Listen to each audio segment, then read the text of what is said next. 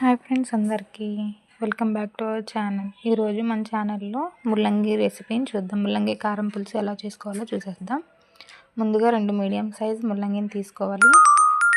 అట్లనే 2 టమాటాలు, 2 పచ్చిమిర్చి, ఒక మీడియం సైజ్ ఉల్లిపాయ. వీడియోలో చూపించినట్టు ముల్లంగిని చిన్న చిన్న ముక్కలుగా కోసుకొని ఆయిల్లో దోరగా వేయించుకోవాలి, ఇట్లా చూపించినట్టు. తర్వాత అవి పక్కకు తీసుకుని అదే పాన్లో ఉల్లిపాయ, పచ్చిమిర్చి అట్లా దినుసులు వేయించుకోవాలి. ఒక ఎండుమిర్చి,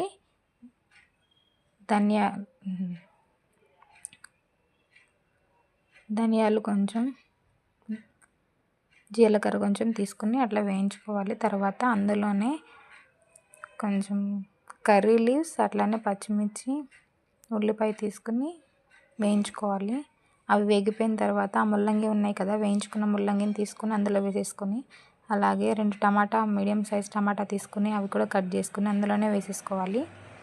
కొంచెం పసుపు, కొంచెం ఉప్పు వేసుకుని అటు ఇటు తిప్పుకొని, ఉప్పు బాగా ముక్కకి పడుతుంది, అందువల్ల అటు ఇటు తిప్పుకొని కొంచెంసేపు మూత పెట్టుకోవాలి. అవి చక్కగా మగ్గుతాయి, బాయిల్ అవుతాయి.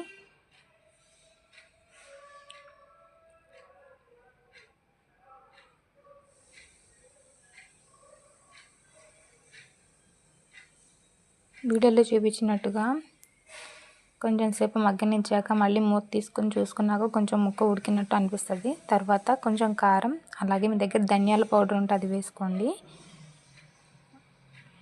అండ్ చింతపండు రసం, మనం అట్లే మర్చిపోయాను, చింతపండు కూడా కొంచెం మీడియం సైజులో నానబెట్టుకోవాలి. తర్వాత నానబెట్టుకున్న తర్వాత ఈ కారం వేసేటప్పుడు ఆ వాటర్ పోసుకొని, కొన్ని వాటర్ కూడా యాడ్ చేసుకొని, మీకు సరిపడినంత ఉప్పు చూసుకొని ఇంకా మూత పెట్టేసుకోవాలి. విజిల్స్ 3-4 విజిల్స్ రానిచ్చుకొని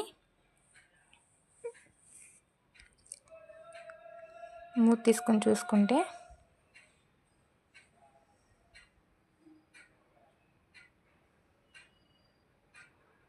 ఇట్లా ఉంటుంది కూర.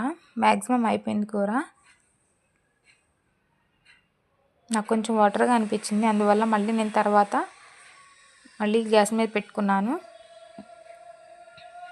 కూర అయితే టేస్టీగా చాలా అంటే చాలా బాగుందండి. అంటే వెయిట్ లాస్ ఎవరైనా అవ్వాలనుకుంటే ఈ కూర కన్ఫామ్గా వండుకుని చూడండి, కన్ఫామ్గా వెయిట్ లాస్ అవుతారు.